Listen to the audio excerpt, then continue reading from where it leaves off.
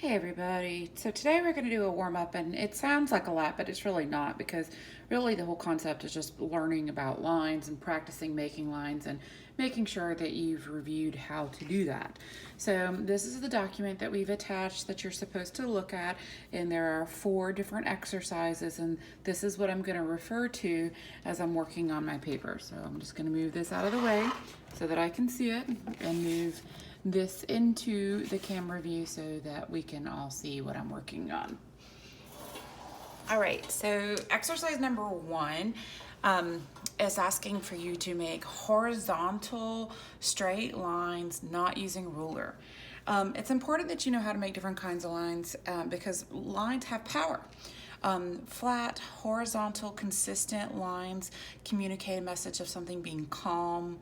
Vertical lines communicate a message of something being strong or tall or worthy.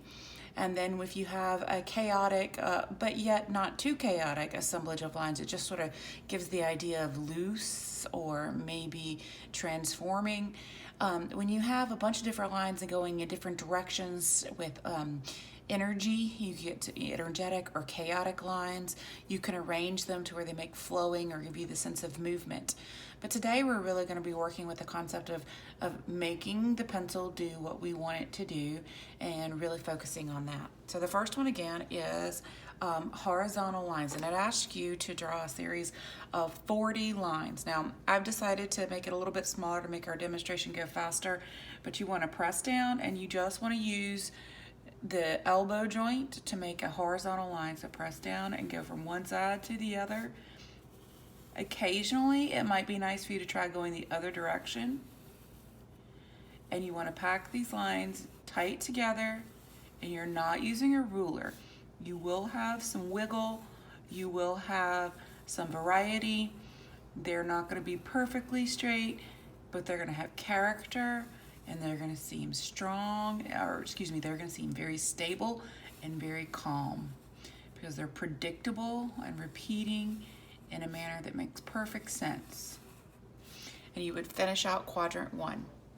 Exercise 2 asks you to draw 40 straight lines, but you got to do it in 4 different groups. So you can see that I've drawn a very light line, one halfway through, and then I divided it into 4 rows. So the first one says draw 2 lines in the top section. So I'm just gonna, again, this is a nice horizontal line. So I'm gonna go 1, 2, and then in the next section, I need to draw 5 lines. So I wanna put them closer together. 1, 2, 3, 4, 5. And then the next section, I need to draw 12 lines. So I want to try to make them a lot closer together. 1, 2, 3. You get the idea. And then even closer together to where there's barely any white space apart.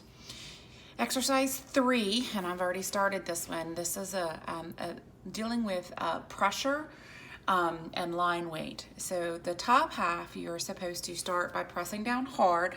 So whenever I ask you guys to make a nice heavy line, I tell you to grip the pencil close to the tip. So you're gonna press down hard, and then you're gonna slowly reduce pressure. And that happens like here in your hand, and you sort of rotate up on your elbow a little bit. So it's hard, and then as you go across, you wanna slowly and evenly release pressure so the line appears to fade. And this one is, I think, the easier of the 2 exercises.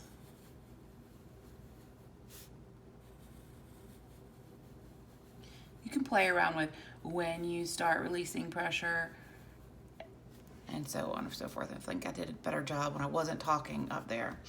The next one says that they want you to start with a very fine, light line and then increase pressure. So when I tell you guys to make a light line, I tell you to move your hand back on the barrel of the pencil, and you're gonna want to start by just barely putting any pressure, and then you have to slowly increase the pressure as you go across.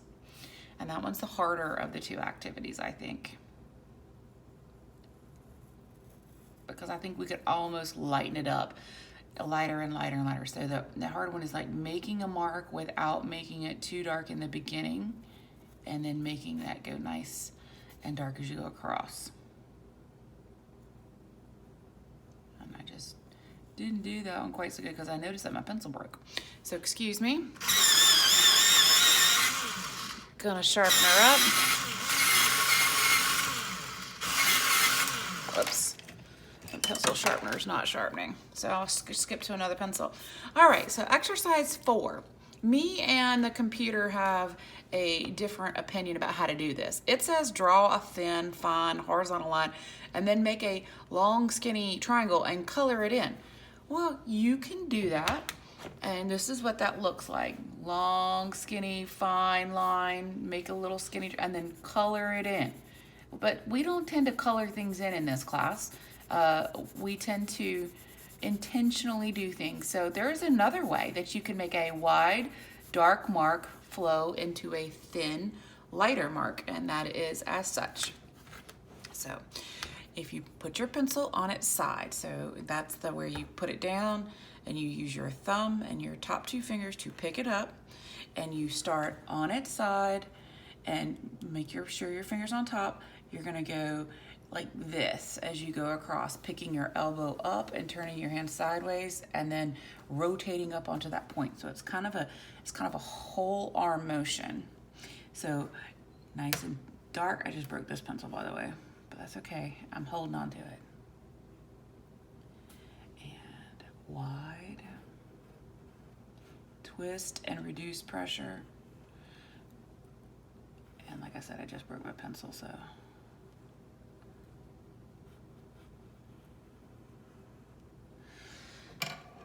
And there you go. So I managed to break 2 pencils during this activity. That means that you could too, but you still get the concept of wider, darker to finer and lighter. And that's a matter of adjusting the way you hold your pencil and working with a contrived motion, which is to do the first one, then go back and fill it in, or really learning to control your pencil so you can create those kinds of marks. So with a series of nothing but horizontal marks, you're going to be doing a great little warm up today in just about 5 or 10 minutes. Good luck.